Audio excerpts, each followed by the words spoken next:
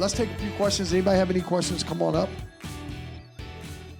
You mentioned about how things can come up during closing that you may weren't aware of and you're required to pay at closing. So is there a report or something that we could pull? Because you guys talked about how the credit reports are sometimes, and maybe the county records, but is there a report that we could pull to look at of things that may come up at closing so we're not surprised?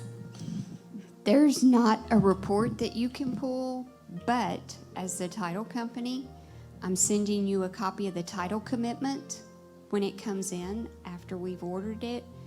Review it. A lot of people don't review those, and that's going to list all the requirements on it for you to close and get clear title. It's going to tell you if there's a judgment on there against you or not, or on the seller, but it's going to be under that main requirements list that we have to meet before you can close. Okay. All right. My second question, this may be more so for Miss Karen. So, like I keep hearing, oh, it's a seller's market. The houses are worth more, I guess, in this market. So how do you know, like for me looking to purchase another home, how do you know when it's that right time to look to purchase another home? Well, it may not necessarily be worth more. The seller is just charging more. So, Good point. yeah, it all depends on your need, your sense of urgency. If it's just a second home, you're just trying to upgrade, you may want to wait.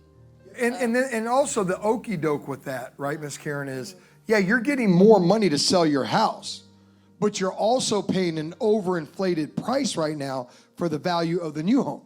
So you actually could be coming out in a net negative. Like right now, I mean, we've been looking on the market. There's nothing that 3 years ago would have been $500,000. It's not $1 million.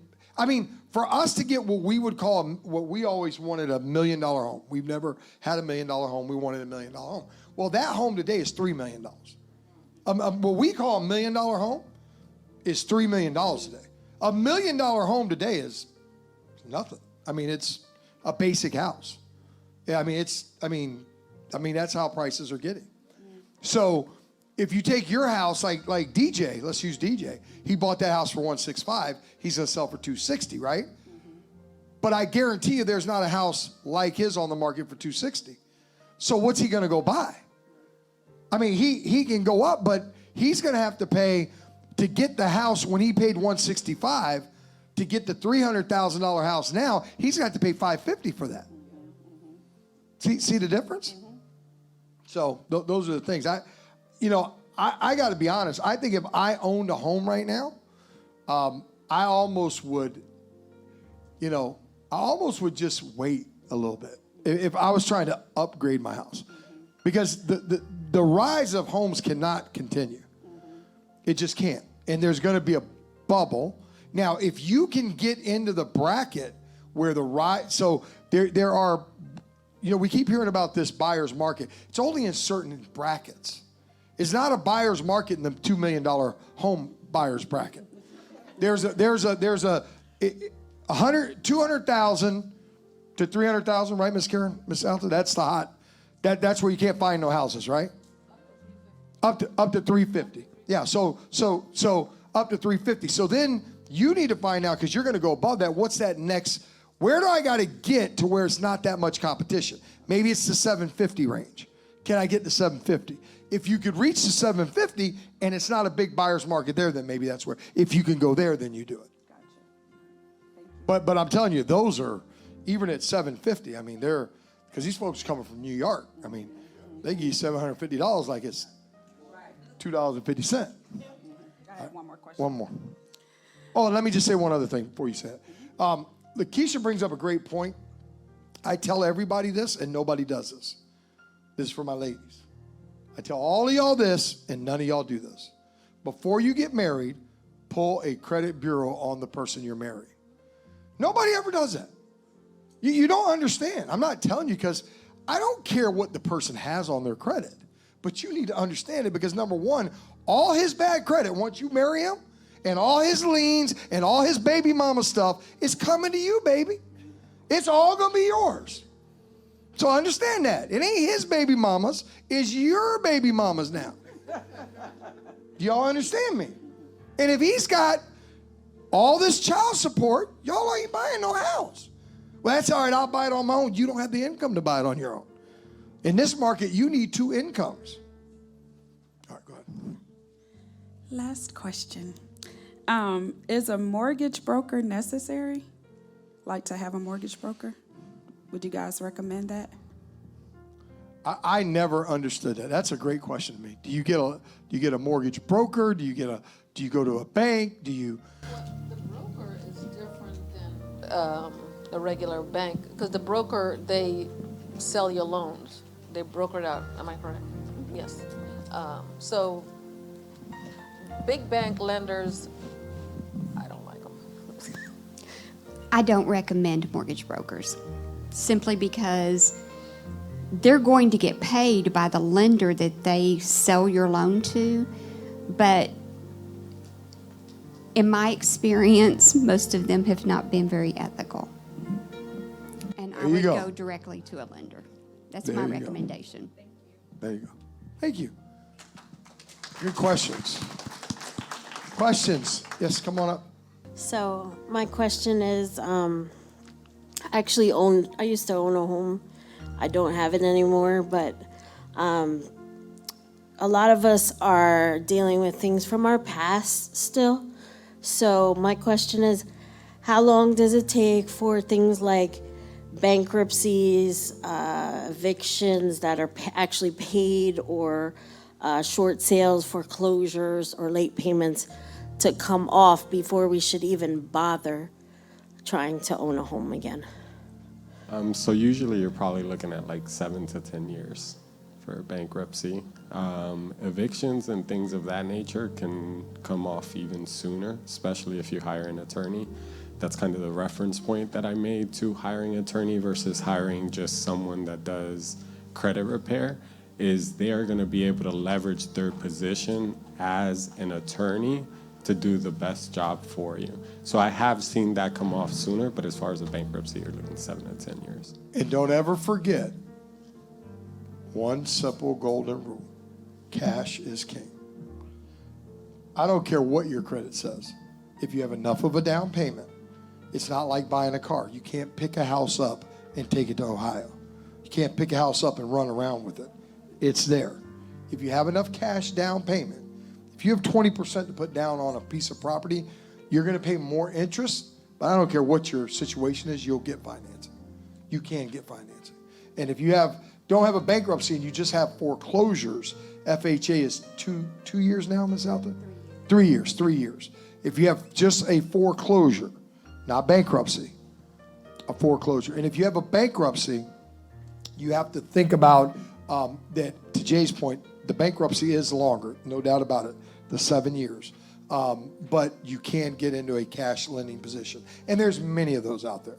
And because interest is so low right now, it's not, to pay what you call the juice isn't like a lot.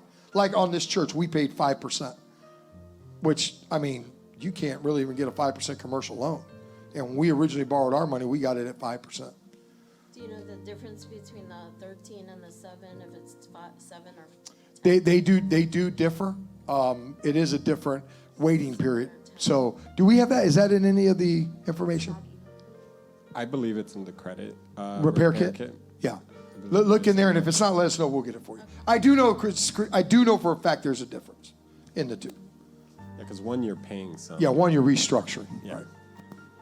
It is. Okay. Any other questions? Okay, come on. Birthday girl. It's my daughter's birthday today. Woo! Thanks, guys.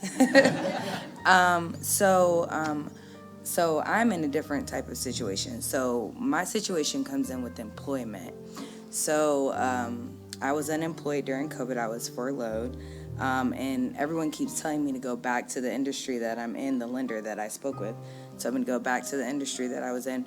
work in it for 2 to 3 months, and they should be able to get me a loan because I spent 4 years in that industry prior to quitting, went to another industry, and was furloughed during all of that. So what would be my best route to take? Should I just go back or start over? Or I was told not to start a business. I was told not to do certain things because they're saying it's too much moving. You have to stay somewhere and kind of create a story, essentially. Exactly. Yes. Continue with the story Okay. to get over that, and then you can make the change Okay. to something new. But they've got to verify that same industry. I have done real estate title for 20 years. I stepped out of it for a couple of years and stepped back into it. When we closed on our home in October, I'd only been with this current company 8 months. Right. You know, I didn't have my 3 years, but I had 4 years prior to that 8 months with another title company. So there was that continuing. Okay. And you also got to understand, Ariel, it's a complete picture, right? Your credit score is so high. Right. Your Yeah, debt like I have everything your else. debt to income ratio is so good. I mean, you have I'm telling you, what ends up, you got to remember, it's segments, and they put a score on each segment of what you're doing. Don't ever think it's just one thing. Right.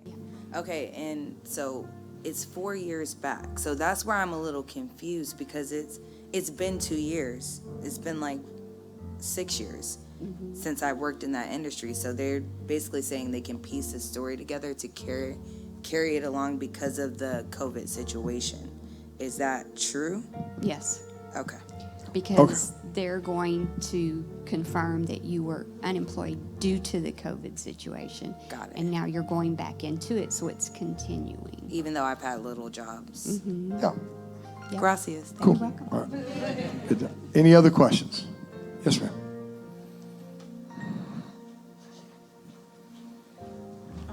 I just want to be clear on the not buying a car part of it, because we just totaled our car. So at this time, we don't have one, so I totally shouldn't buy a car at all, even if, I mean, there's no way around it.